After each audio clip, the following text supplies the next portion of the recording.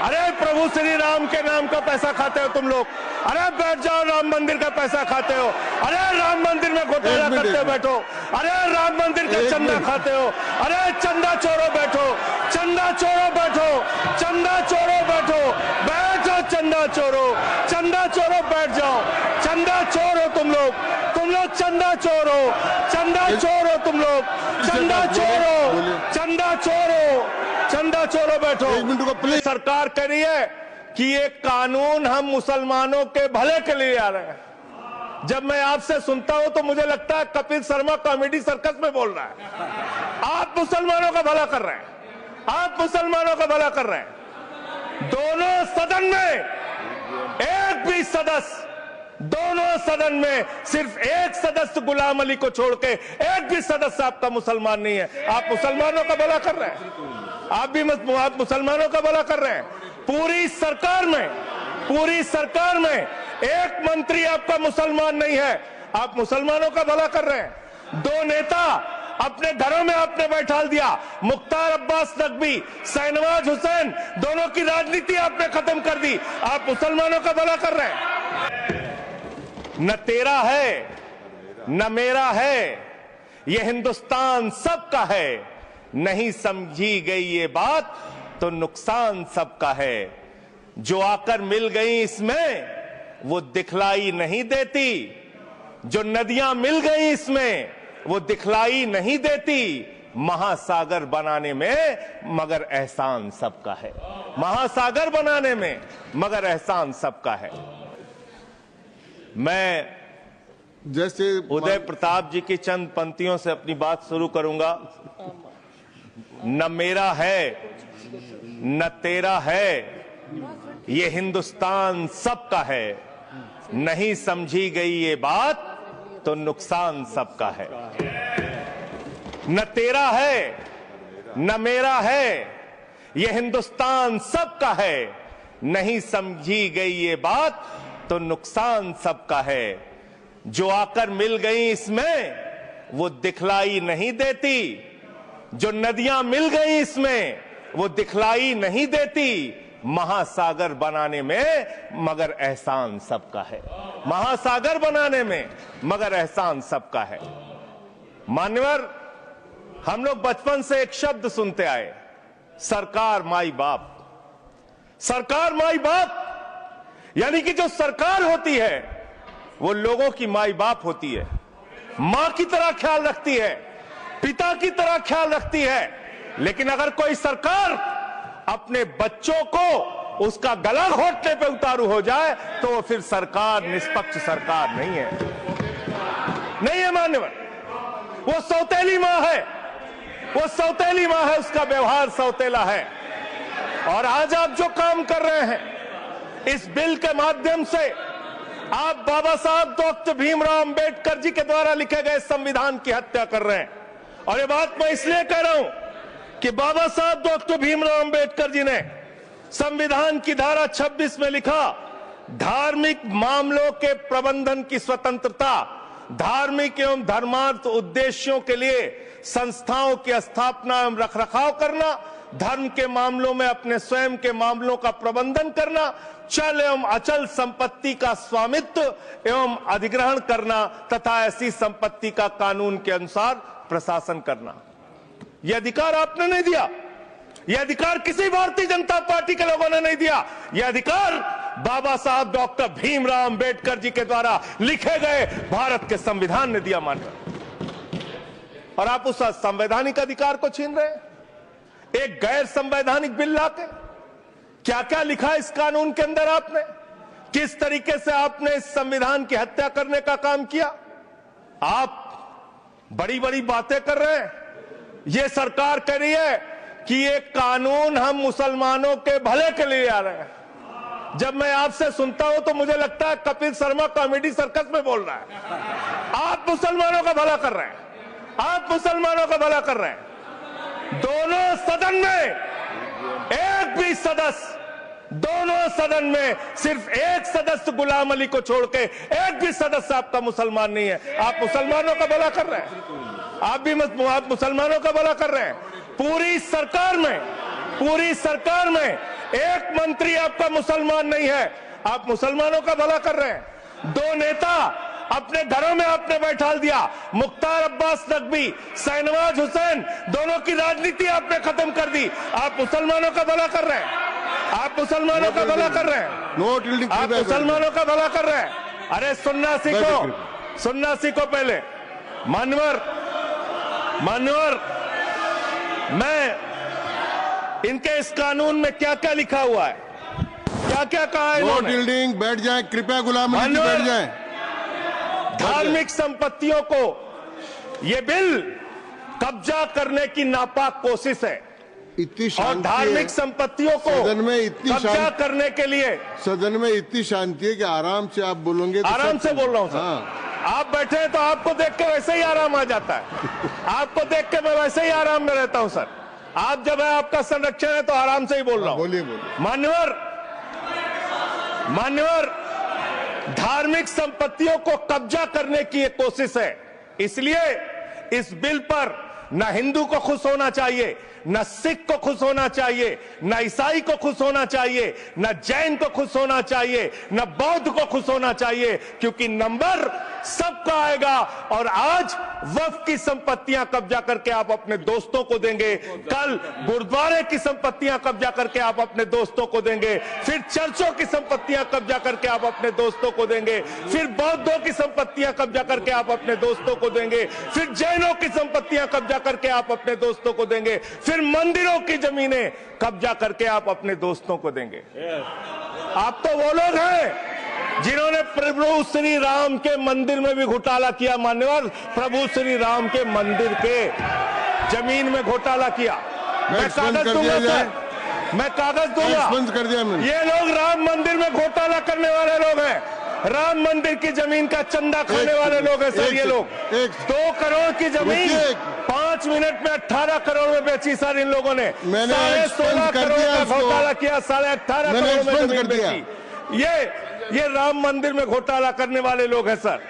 मान्यवर, अरे प्रभु श्री राम के नाम का पैसा खाते हो तुम लोग।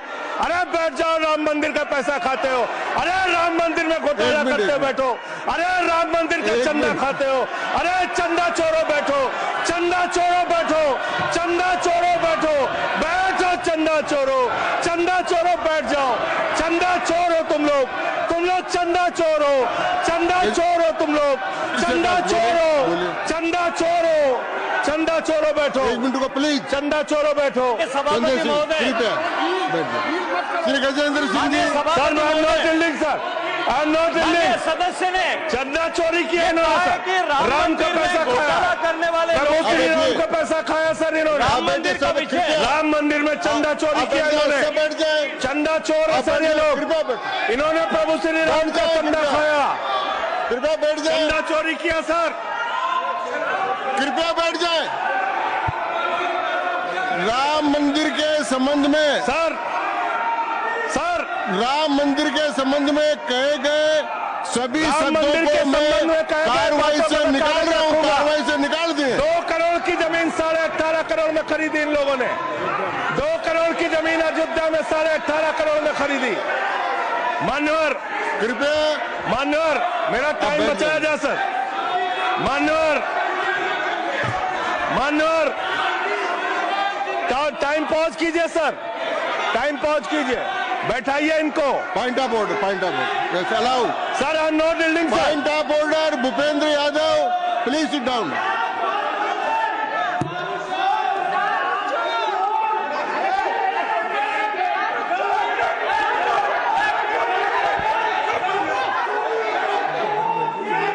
भाई पॉइंट ऑफ ऑर्डर मैंने दिया, आप जाइए स्थान पर, कृपया अपने स्थान पर जाएं। मैंने व्यवस्था का प्रश्न उठाने का मौका दिया भूपेंद्र जी यादव को। आप सब लोग अपने स्थान पर जाएं, कृपया अपने स्थान पर चले जाएं, कृपया अपने स्थान पर जाएं, कृपया बैठे। मैंने भूपेंद्र जी। मान्यवर, आपने कहा कि इससे आप पिछड़े मुसलमानों का भला करने जा रहे हैं। सुनने में बहुत अच्छा लगता है कि आप पिछड़े मुसलमानों का भला करने जा रहे हैं। आपने इसमें कहा कि आप महिलाओं का भला करने जा रहे हैं। सुनने में बहुत अच्छा लगता है कि आप महिलाओं का भला करने जा रहे हैं, लेकिन ये सरकार और यहां पे इस समय मंत्री जी नहीं है, मैं उनसे पूछना चाहता हूं, आप देश को और सदन को गलत जानकारी क्यों दे रहे हैं? मानवर 2013 के वक्फ बिल में जो भारतीय जनता पार्टी की सहमति और सहयोग से पास हुआ, उसमें भी महिलाओं के लिए आरक्षण था। मना कर दीजिए कि नहीं था, मना करिए कि हम गलत बोल रहे हैं। मानवर मंत्री जी ने कहा 1 करोड़ सुझाव आया। मैं आपसे पूछना चाहता हूं, कितने करोड़ ईमेल आए, कितने करोड़ पत्र आए, कितने करोड़ सुझाव आए? पूरे देश को जानकारी दीजिए, और मैं आपको दावे के साथ कह सकता हूं, जब पूरा सच सामने आएगा तो देश को पता चलेगा कितने लोग इस बिल के विरोध में थे, कितने लोग इस बिल के समर्थन में थे। मैं जेपीसी का सदस्य था मानवर, मैं कह रहा हूं आपसे लाइए। और आप पिछड़े मुसलमानों का भला करना चाहते हैं, मैं आपसे हाथ जोड़कर निवेदन करता हूं, विनती करता हूं, और हमारे जो मित्र उधर भी हैं, अगर आप मेरी बात से सहमत हैं तो समर्थन करना। समाज में छुआछूत को, बीमारी को मिटाने के लिए चलिए उठाते हैं कदम, और अगले सत्र में एक बिल लेके आइए। जितने भी हिंदुओं की कमेटियां हैं, ट्रस्ट है, बोर्ड है, उन सारे ट्रस्ट और कमेटियों में 80% आरक्षण दलित, आदिवासी और पिछड़े हिंदुओं को दीजिए। मैं समर्थन करूंगा आपका, माला पहनाऊंगा आपको। आप पिछड़ों का भला करने की बात करते हैं, आप दलितों का भला करने की बात करते हैं। आपकी मातृ संस्था आरएसएस 100 साल तक आपने एक भी दलित, पिछड़ा और आदिवासी, एक भी महिला को आज तक आरएसएस का प्रमुख नहीं बनाया। आप दलितों और पिछड़ों और आदिवासियों की आरएसएस के बारे में भला करने की बात करते कर हैं। माननीय इस बिल में क्या लिखा है? आप जो भी बातें इस विधेयक के अलावा बोलेंगे, उन सबको मैं एक्सप्लेन करूंगा। क्या सच नहीं है?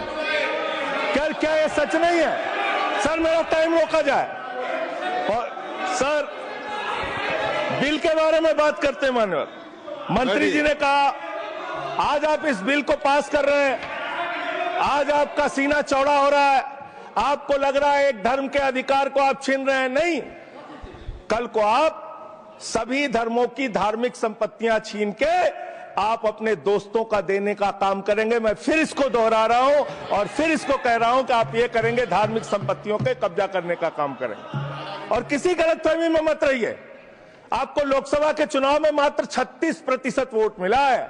इस देश की 64% आबादी आज भी आपके खिलाफ है, आज भी आपके खिलाफ खड़ी है। किसी गलतफहमी में मत रहिए। बड़ी बड़ी सत्ता उखड़ गई और चली गई।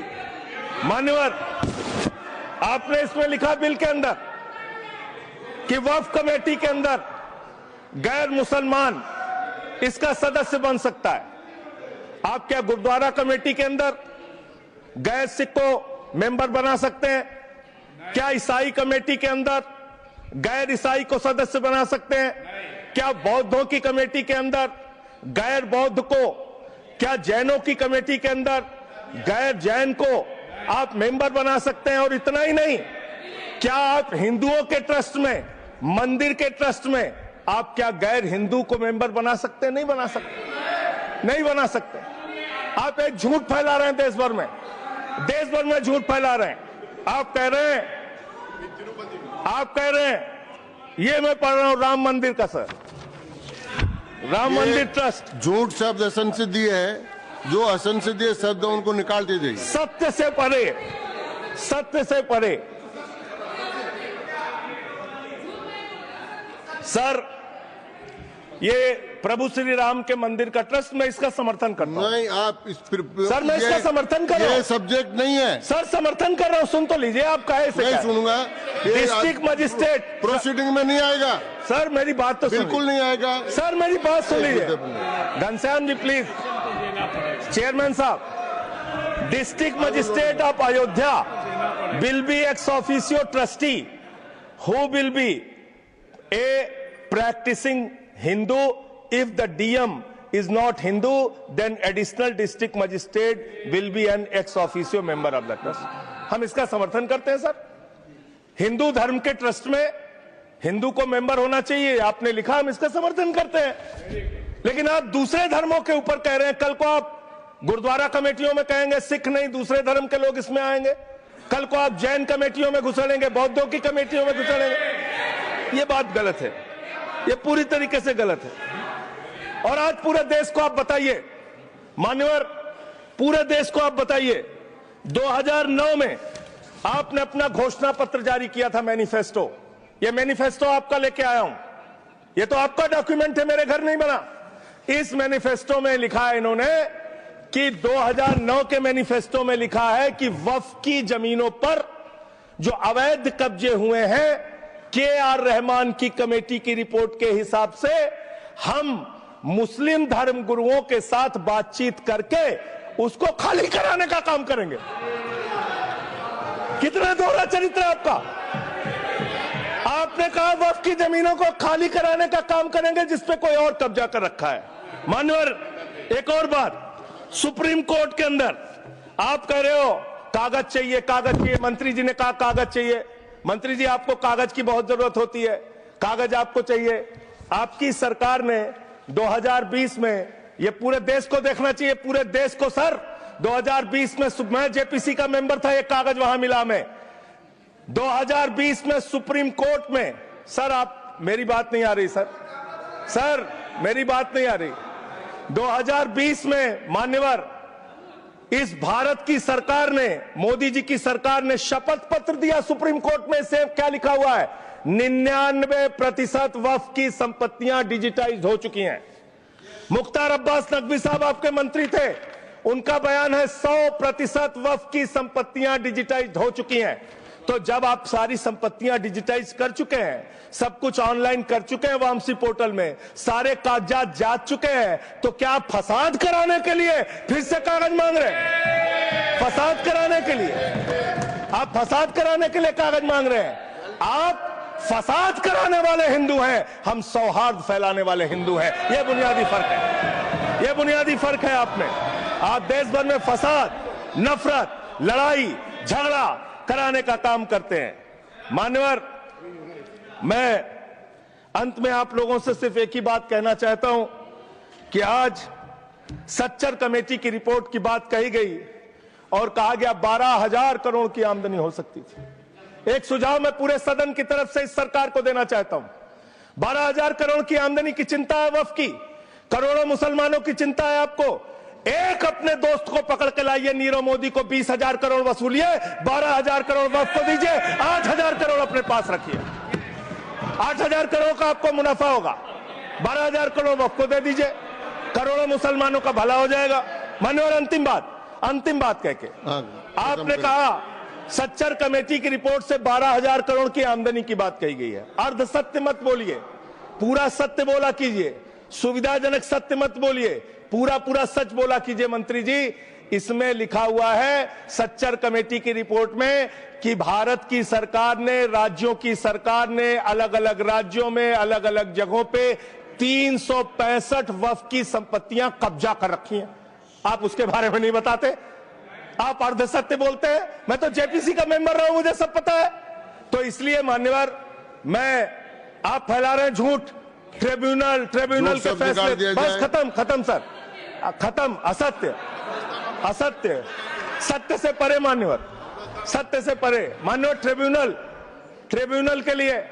ट्रिब्यूनल के लिए आप कह रहे हैं उसको अपील नहीं की जा सकती। हाई कोर्ट का फैसला ट्रिब्यूनल के फैसले के खिलाफ आया है, सुप्रीम कोर्ट का फैसला ट्रिब्यूनल के फैसले के खिलाफ आया है। आपने कहा 5 साल का प्रैक्टिसिंग मुस्लिम होना चाहिए। कैसे प्रैक्टिसिंग मुस्लिम तय करेंगे सर? आप क्या मुसलमानों के घर में सीसीटीवी का कैमरा लगाएंगे?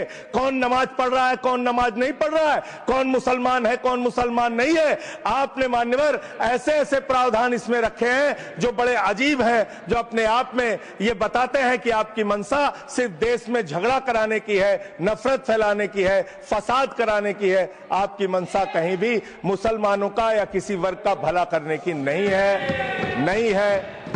है। बस एक अंतिम बात कह के अपनी बात समाप्त करूंगा। ये काम आपने देश के अंदर बहुत अच्छा शुरू कर दिया। आप एक काम करते हैं, देखो मुसलमानों को ठीक कर रहा हूं, दूसरी तरफ महंगाई बढ़ रही है, नुकसान हिंदुओं का। 94 लाख करोड़ रुपए शेयर बाजार में डूब रहा है, नुकसान हिंदुओं का। ये बच्चे- 11 लाख बच्चे स्कूलों से नहीं बाहर है। निकल गए, नुकसान हिंदुओं का। तो मुसलमानों का को ठीक करने के नाम पर आप नुकसान देश के करोड़ों हिंदुओं का भी कर रहे हैं। इसलिए ये सब बातें करके देश में आप नफरत फैला के ये सब झगड़े फसाद के काम मत धन्यवाद। कीजिए।